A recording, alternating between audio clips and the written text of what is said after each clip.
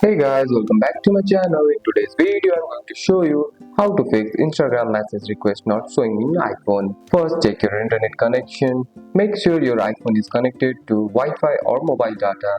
If the internet is slow or not working, Instagram message may not load properly. Next, update the Instagram app. For that, go to the App Store.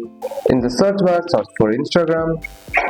Tap update if one is available. An old app version can cause message requests to disappear. Now check your message setting. Open Instagram, tap on your profile, then tap on the three dot line in the top corner. Now tap on setting and privacy. Now go to the message and story replies. Tap message controls and make sure message requests are turned on for the people you don't follow.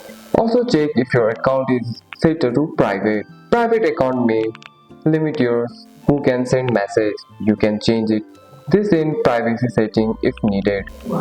If you still doesn't see message request, close the Instagram app completely and reopen it. You can also restart your phone to refresh the system.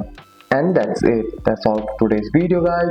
If you found this video helpful, drop a like and subscribe for more videos. Thanks for watching. See you in the next one.